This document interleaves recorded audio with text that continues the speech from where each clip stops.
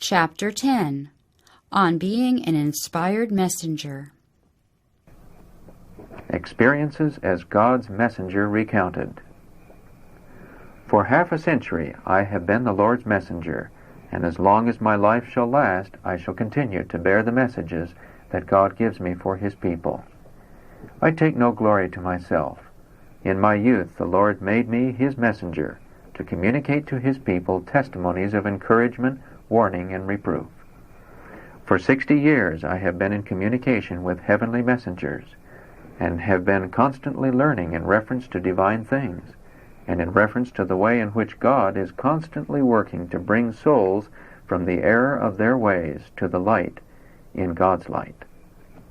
Many souls have been helped because they have believed that the messages given me were sent in mercy to the erring. When I have seen those who needed a different phase of Christian experience, I have told them so for their present and eternal good. And so long as the Lord spares my life, I will do my work faithfully, whether or not men and women shall hear and receive and obey. My work is clearly given me to do, and I shall receive grace in being obedient. I love God.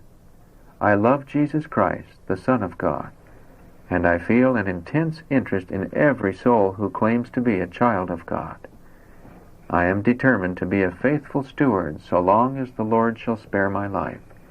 I will not fail nor be discouraged. But for months my soul has been passing through intense agony on account of those who receive the sophistries of Satan and are communicating the same to others, making every conceivable interpretation in various ways to destroy confidence in the gospel message for this last generation, and in the special work which God has given me to do. Editor's note: this is a reference to pantheistic teachings. I know that the Lord has given me this work, and I have no excuse to make for what I have done. In my experience, I am constantly receiving evidence of the sustaining, miracle-working power of God upon my body and soul, which I have dedicated to the Lord. I am not my own. I have been bought with a price, and I have such assurance of the Lord's working in my behalf that I must acknowledge His abundant grace. Why should I complain? So many times has the Lord raised me up from sickness, so wonderfully has He sustained me, that I can never doubt. I have so many unmistakable evidences of His special blessings that I could not possibly doubt. He gives me freedom to speak His truth before large numbers of people. Not only when I am standing before large congregations is special help bestowed upon me, but when I am using my pen, wonderful representations are given me of past, present, and future. Letter 86, 1906. Given tongue and utterance. Of all the precious assurances God has given me regarding my work, none has been more precious to me than this, that He would give me tongue and utterance wherever I should go. In places where there was the greatest opposition, every tongue was silenced. I have spoken the plain message to our own people and to the multitude, and my words have been accepted as coming from the Lord. Letter 84, 1909. Ellen G. White message consistent through the years. The meeting on Sunday afternoon was attended by many of the citizens of Battle Creek. They paid the best of attention. At this meeting I had opportunity to state decidedly that my views have not changed. The blessing of the Lord rested upon many of those who heard the word spoken. I said, "You may be anxious to know what Mrs. White believes.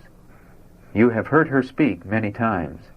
She has the same service to do for the Master that she had when she addressed the people of Battle Creek years ago. She receives lessons from the same instructor. The directions given are, write the messages that I give you, that the people may have them. These messages have been written as God has given them to me." Letter 39, 1905. E. G. White's confidence in the divine source of her revelations. What a battle I am obliged to fight. My brethren seem to judge me as taking positions that are not necessary. They do not see that God in His own wisdom has made revelations to me which cannot successfully be contradicted or disputed. Nothing can rub out that which has been presented to me and imprinted on the tablets of my soul. All the oppositions or gainsaying to make my testimony of none effect only compels from me, by the urgency of the Spirit of God, a more decided repetition, and to stand on the light revealed with all the force of the strength God has given me. Manuscript 25, 1890. Meet the danger positively. Satan will continue to bring in his erroneous theories and to claim that his sentiments are true. Seducing spirits are at work. I am to meet the danger positively, denying the right of anyone to use my writings to serve the devil's purpose to allure and deceive the people of God. Editor's note: advocates of pantheistic teachings used E.G. White's writings to bolster their erroneous views. God has spared my life that I may present the testimonies given me, to vindicate that which God vindicates, and to denounce every vestige of Satan's sophistry. One thing will follow another in spiritual sophistry, to deceive, if possible, the very elect. Manuscript 126, 1905. Unmoved by opposition. The greatest tirade may be made against me, but it will not change in the least my mission or my work. We have had this to meet again and again. The Lord gave me the message when I was only 17 years old. The message the Lord has given me to bear has been a straight line from light to light, upward and onward from truth to advanced truth. Manuscript 29, 1897. No claim to the title prophetess.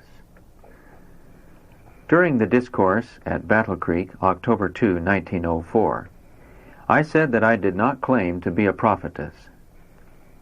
Some were surprised at this statement, and as much is being said in regard to it, I will make an explanation.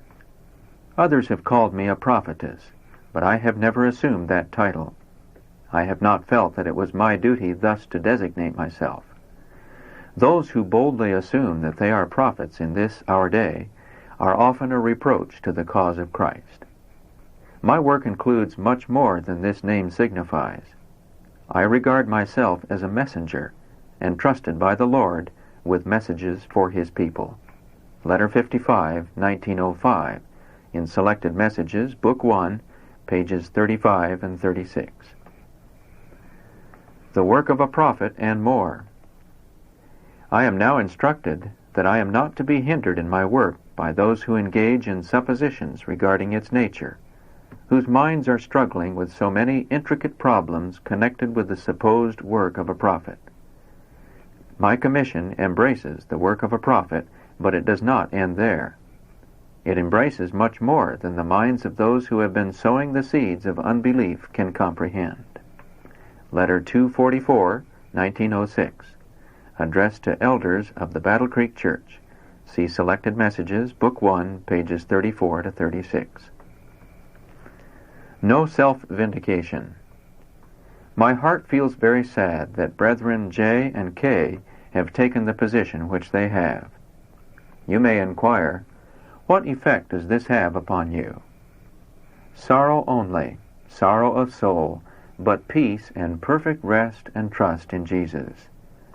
To vindicate myself, my position, or my mission, I would not utter 10 words. I would not seek to give evidence of my work.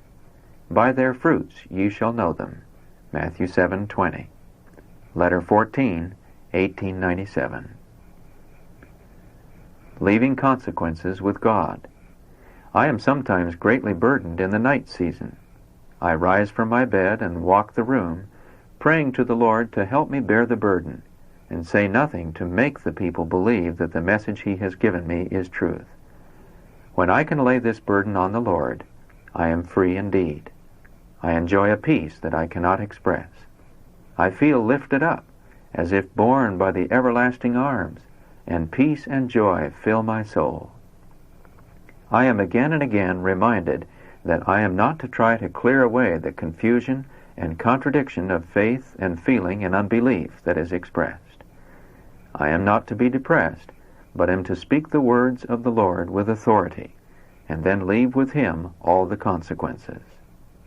I am instructed by the great Physician to speak the word that the Lord gives me, whether men will hear or whether they will forbear.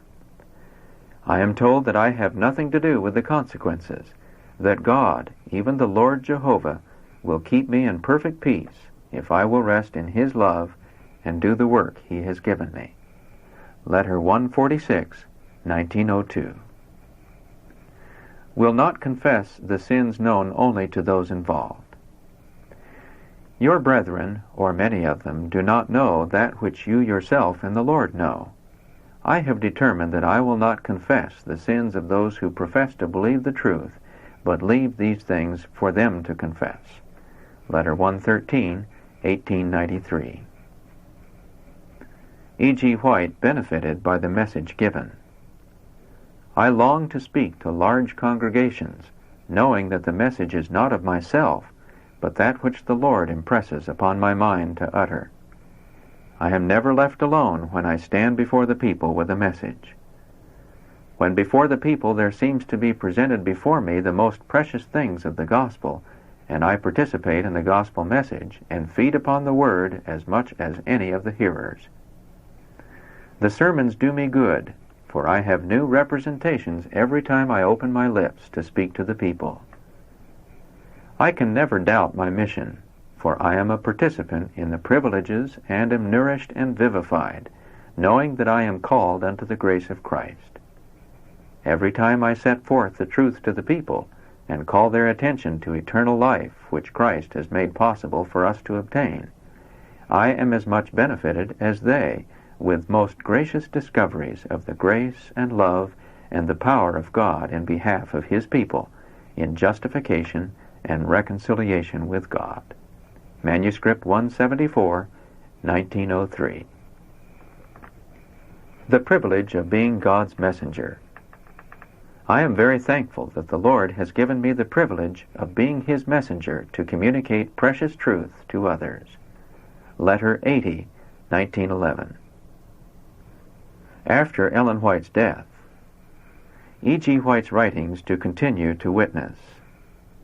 I am to trace this testimony on paper, that should I fall asleep in Jesus, the witness to the truth might still be borne. Letter 116, 1905. To speak to the end. Abundant light has been given to our people in these last days. Whether or not my life is spared, my writings will constantly speak, and their work will go forward as long as time shall last. My writings are kept on file in the office, and even though I should not live, these words that have been given to me by the Lord will still have life and will speak to the people. Letter 371, 1907, published in Selected Messages, Book 1, page 55. Messages to be of greater force after prophet's death. Physically, I have always been as a broken vessel, and yet in my old age the Lord continues to move upon me by His Holy Spirit to write the most important books that have ever come before the churches and the world. The Lord is evidencing what He can do through weak vessels. The life that He spares I will use to His glory. And when He may see fit to let me rest, His messages shall be of even more vital force than when the frail instrumentality through whom they were delivered was living. Manuscript 122, 1903.